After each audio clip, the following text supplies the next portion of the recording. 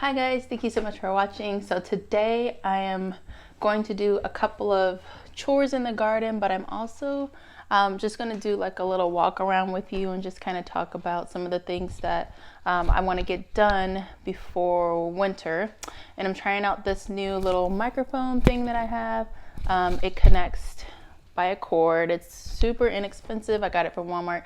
Just trying to do some things for better to help with the sound, and then with the cars going by, I'm hoping that having a microphone here will help kind of push back that noise, at least not like pick it up so strongly.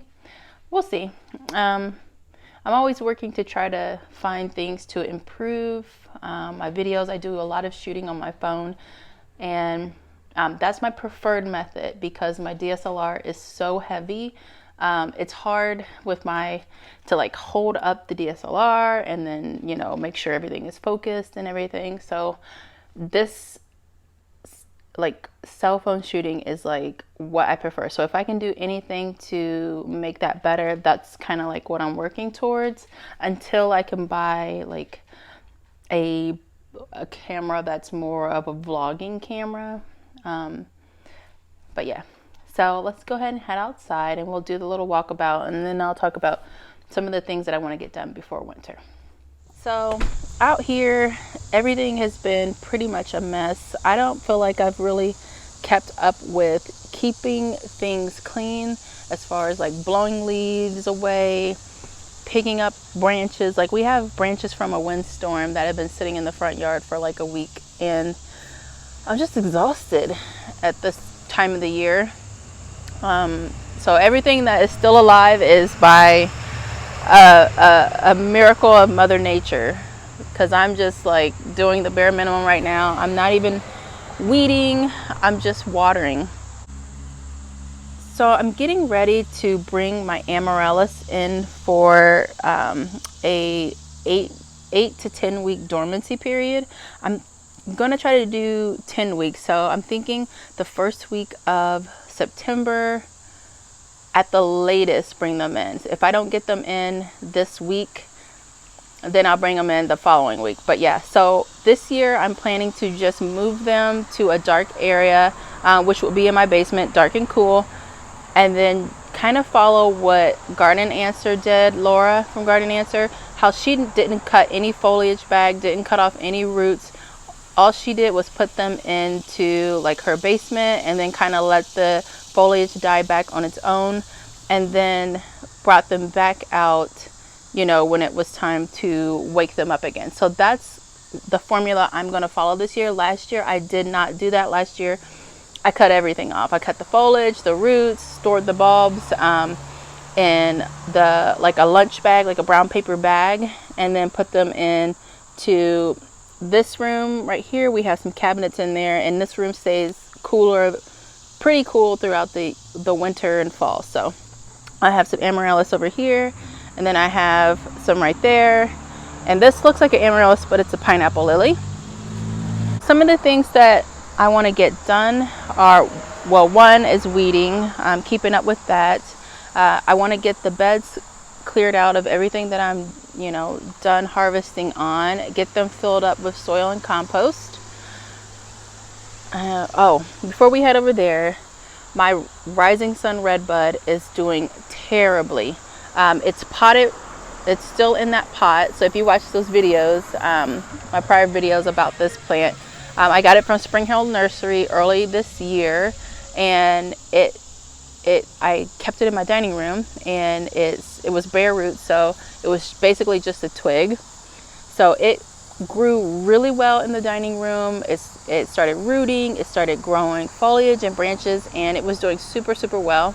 I had it out there where the elephant ears are, and then ended up bringing it over this way because I plan to take out that Rose of Sharon up there, right, that one, and then put this in its place. My goal is to get rid of both of these Rose of Sharons because they seed too heavily, and I don't really like it. It's going to be a slow process, so this one first, and then that one once I find out what I want to put in that spot, if I even want to put anything in that spot, because we have the window there, so I kind of want to have that window view, but I'm not sure. We'll see. But first things first will be this one, this tree, and then this is going to go in there before fall or before winter.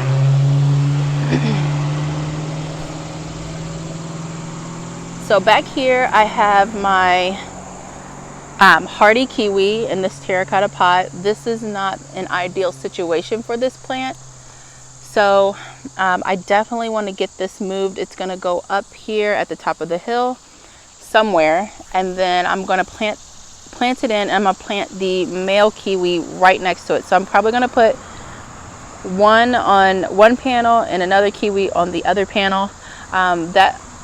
The new kiwi that I got from Hertz Garden, the male kiwi, is growing crazy vines. Like, he needs to be on something. So I know I said I was gonna overwinter all of those. They're right there, that's why I'm going that way. But I think the kiwi would do good to be planted in ground this fall with the female kiwi. So yeah. All right. So let's head this way. I'm still loving the gravel. I just want to get a higher border for it, because the gravel pours out as, not me, but like when the kids are walking up and down here, because this yard slopes down. So as the kids are walking up and down, they're kicking gravel down here, and we always have to push it back up. So a better border would help with that issue. Look at my vines doing well. My sweet potato vine, I love this. This is exactly what I wanted it to do. And what is this I'm seeing? What flower or plant is that? What is this? Ooh, that's really pretty. So that looks like a bloom on my morning glory getting ready to open. So I planted a morning glory, and I know better than to plant morning glories. They just take over. And that's exactly what this guy has done. Just taking over the zinnia patch. So these pots down here are empty. So what I'm going to do, except for these few down here, but over here, what I'm going to do is just store these in the garage. I think I'm going to put them at the top of the garage. After I start cleaning the garage out, because it's a mess and there are spider webs everywhere. I don't know if you can see that. So we haven't really been using it a ton. A lot of my tools are like right there on the steps, so I can just kind of like lean in and get what I need. But I really need to go in there and start cleaning things out so I can start putting stuff away. I've got seed trays and seed cells in there that need to be sterilized before winter. I've got a lot to do, but I'm kind of saving that portion for winter. So since we're over here in this bed, I need to get these two guacamole heucheras split up before winter.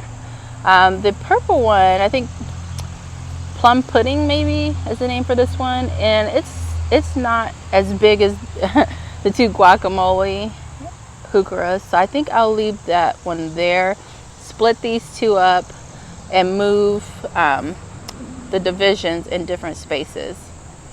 So one thing that we're going to do once we start cutting back everything to the ground is we're going to go and get more mulch. We've been collecting free mulch from a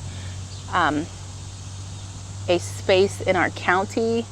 They have an area where you can bring like twigs, branches, leaves, and all that kind of stuff, and they mulch it, and they offer the mulch free to anyone who wants to pick it up. So going to definitely do that and just mulch heavily over all the beds around our house.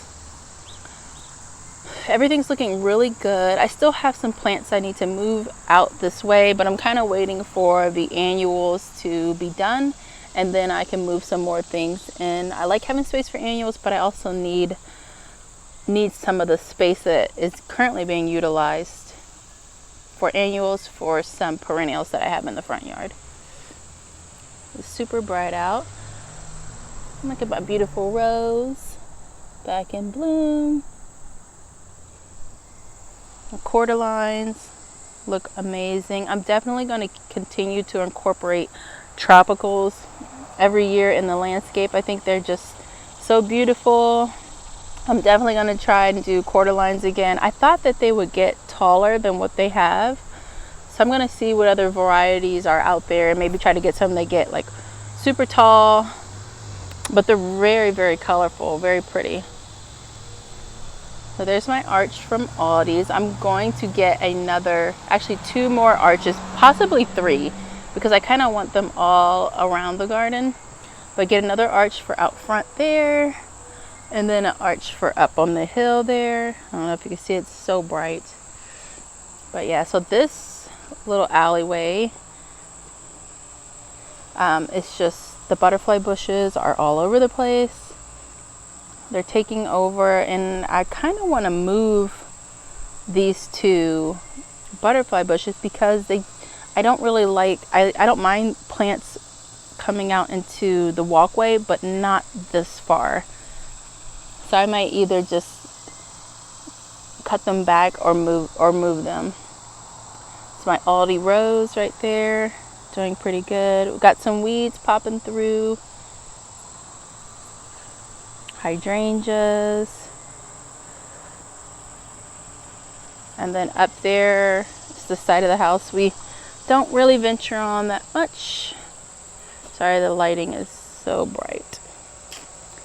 Still didn't get to this patio space. I probably won't get to it this year because I just don't feel like it. So let's head back this way.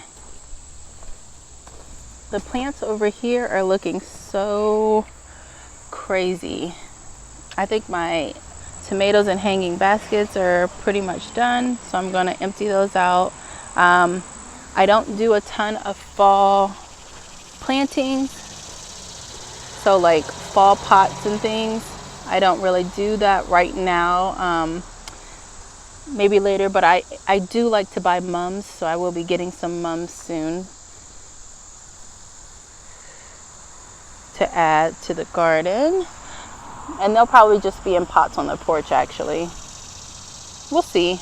I don't really like to, the only reason why I don't care to do fall plantings right now is just because I don't want to expense for it, especially with, you know, back to school, and we've, you know, been buying kids clothes and kids shoes and supplies and all that kind of stuff, and I don't really like to budget for anything else during this time period, because there's always something that we forget, and there's sports coming up and all that kind of stuff. So we're just trying to keep the budget, you know, as close to in budget as possible.